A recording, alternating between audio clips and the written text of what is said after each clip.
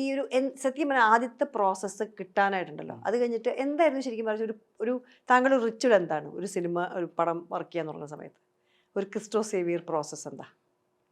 പടം കാണും ആദ്യമായിരുന്നു. ആ അത് കഴിഞ്ഞിട്ട് ഇതിൽ എന്ത് പുതിയത് ചെയ്യാമെന്ന് ഞാൻ ആലോചിക്കും. എൻ്റെ സ്റ്റുഡിയോയിലുള്ള ഇൻസ്ട്രുമെന്റ്സ് എല്ലാം നോക്കി ഇതിന് എന്ത് ചെയ്യാൻ പറ്റും, ഇവനെങ്ങനെ എങ്ങനെ ട്രീറ്റ് ചെയ്യാമെന്ന് ആലോചിക്കും. അങ്ങനെ ഓരോ ഇൻസ്ട്രുമെന്റ്സ് വെച്ചിട്ട് എന്ത് ചെയ്യാമെന്നൊക്കെ ആലോചിക്കും. വേറെ ആൾക്കാരുടെ ട്രാക്കുകളൊക്കെ കേട്ട് നോക്കി അവരെങ്ങനെ എക്സ്പെരിമെന്റ് ചെയ്യണേ എന്നൊക്കെ നോക്കാറുണ്ട്. ഞാൻ ലുഡ്വിഗ് ഒറാൻസന്റെ ഭയങ്കര ഫാനാണ്. ലുഡ്വിഗ്, ഹാൻസ് സിമ്മർ, അവരൊക്കെ ഭയങ്കര എക്സ്പെരിമെന്റ് ചെയ്യുന്ന ഞാൻ കാണാറുണ്ട്. എനിക്ക് അത് കാരണം സായിപ്പുമാർക്ക് മാത്രമല്ല എനിക്കും പറ്റിക്കൂടെ എന്ന് ഞാൻ ചിന്തിച്ചിട്ടുണ്ട്. എൻ്റെ അവരുടെയും തല ഒന്ന് തന്നെയല്ലേ.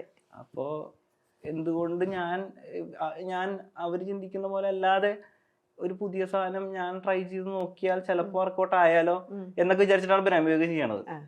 ബ്രഹ്മയോഗം എനിക്ക് ഭയങ്കര എനർജി തന്നിട്ടുണ്ട്. ഈ പറഞ്ഞ പോലെ ടെൻഷൻ ഉണ്ടായിരുന്നെങ്കിൽ ഇത് ഇറങ്ങി കഴിഞ്ഞപ്പോൾ ആൾക്കാർ ഭയങ്കരമായിട്ട് സ്കോറിനെ പറ്റി ചർച്ച ചെയ്യുമ്പോൾ അത് നമ്മൾ അങ്ങനെ ചിന്തിച്ച് ചെയ്യുന്നതിന്റെ റിസൾട്ട് ഭയങ്കര വലുതാണെന്ന്